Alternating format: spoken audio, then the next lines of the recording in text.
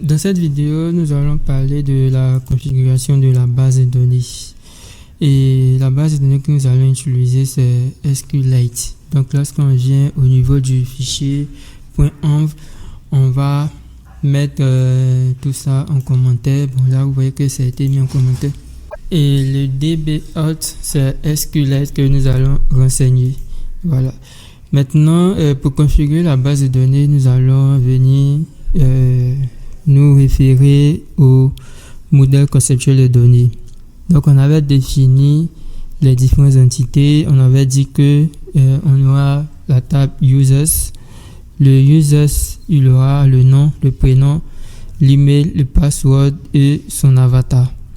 Et il y aura un rôle, donc on aura besoin du nom du rôle.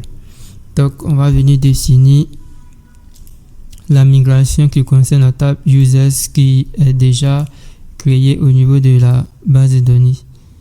Donc ici, je vais agrandir. Voici la migration de la table users. La migration de la table users, c'est en réalité la table de la base de données qui s'affiche ici. Donc la base de données, la table s'appelle users. Et on va mettre le nom, on aura besoin du nom, je duplique, on aura besoin du prénom, je duplique, on aura besoin de l'email, password et avatar. On a déjà l'email, on a déjà le password, donc le dernier ça sera avatar. L'avatar c'est, et on va mettre default, on va mettre une valeur par défaut. Donc la valeur par défaut, ça sera plutôt no-image.png. Donc ça sera une image de noimage.png. Donc on va aller télécharger cette image là de noimage.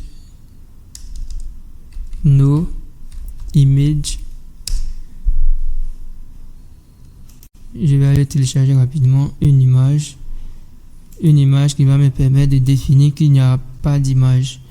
Donc je vais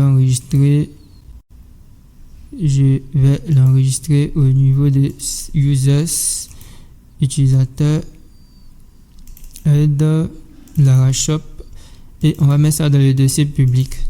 Donc je renomme l'image, je l'appelle no-image.png. Et je l'enregistre. Voilà. Toc toc. Donc on va faire /no-image.png et normalement on a accès à cette image là. Et vu qu'on a accès à cette image, donc lorsqu'on va créer un utilisateur, ça va nous permettre rapidement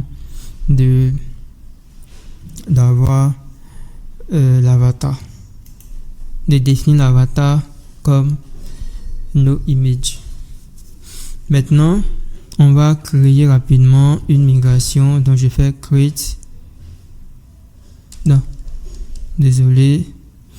Je vais créer un modèle pour les rôles parce que au niveau des utilisateurs, quand on regarde notre entité, un utilisateur, il aura un rôle et un rôle peut concerner un ou plusieurs utilisateurs. Donc on aura soit le rôle admin, soit le rôle vendeur, soit le rôle client.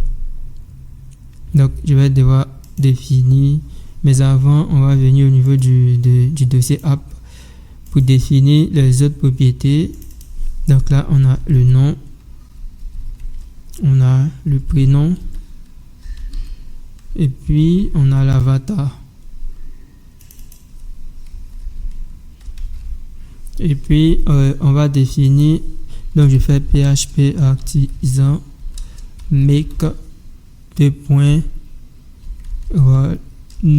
modèle rôle-m. Donc quand je mets -m, ça va me créer la migration directement. Voilà. Donc on a le rôle qui est là. Bon là je vais copier tout ça rapidement. Je copie, je fais la même chose, je colle. Donc là, ça sera juste le nom Et puis au niveau du rôle, je fais $table string. Le nom de la propriété, c'était nom. Le nom du rôle. Voilà.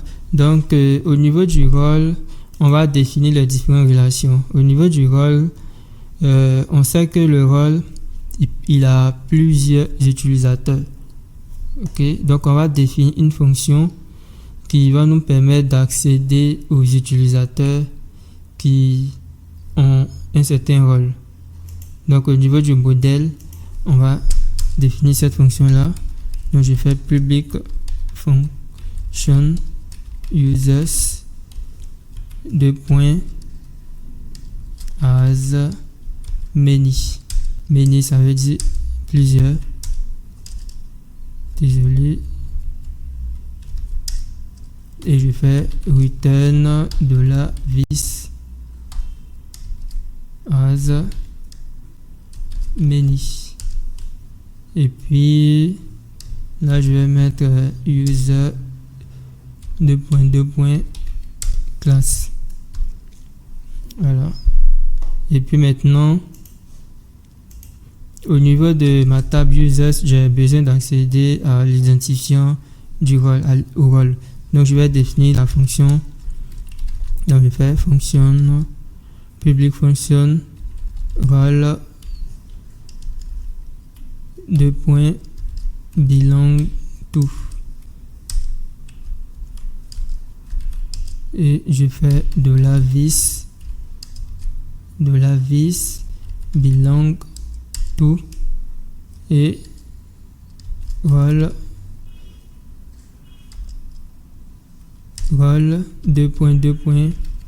classe et on va mettre la clé étrangère de la rôle ID. Ok. Belong to, je dis une erreur ici.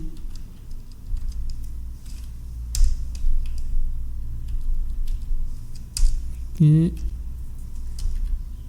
Voilà. ID. Bon, on va retirer ça, comme ça c'est mieux. Ici. Maintenant, il faut définir, bon, vu que l'utilisateur, il aura la table users, on aura besoin de la clé étrangère. Donc, je vais rapidement au niveau de la documentation de Laravel, rapidement.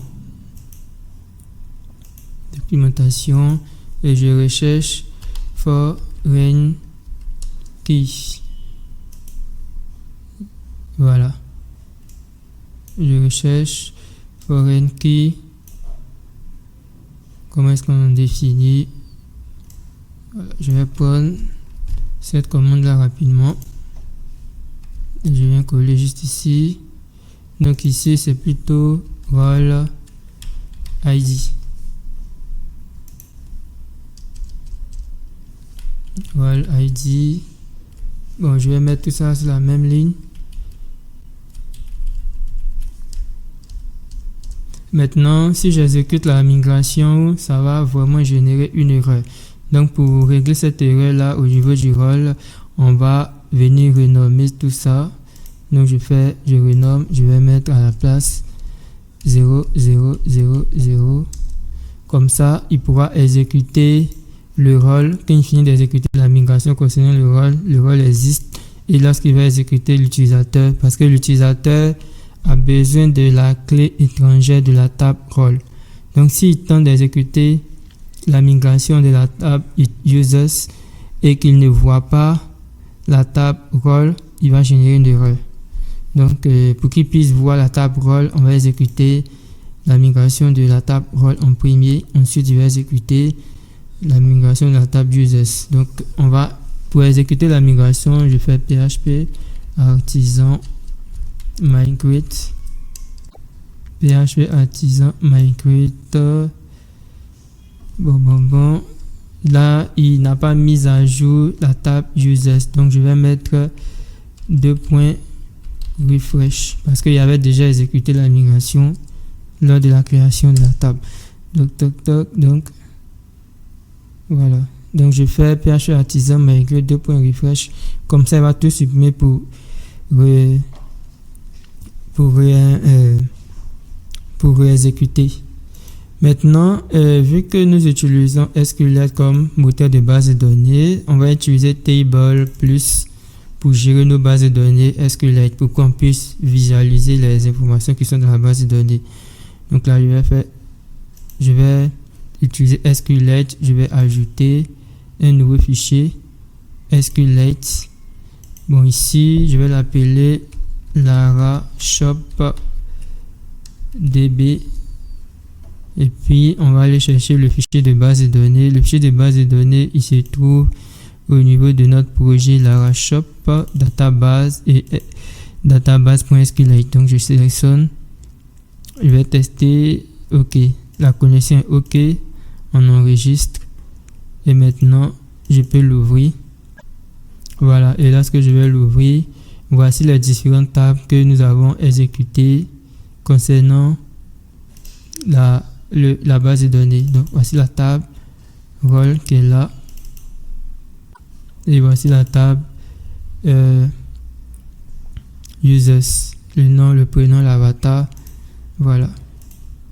Donc on va s'arrêter là pour cette vidéo. Rendez-vous dans la prochaine vidéo où nous allons continuer à apprendre le framework Laravel et LiveWire.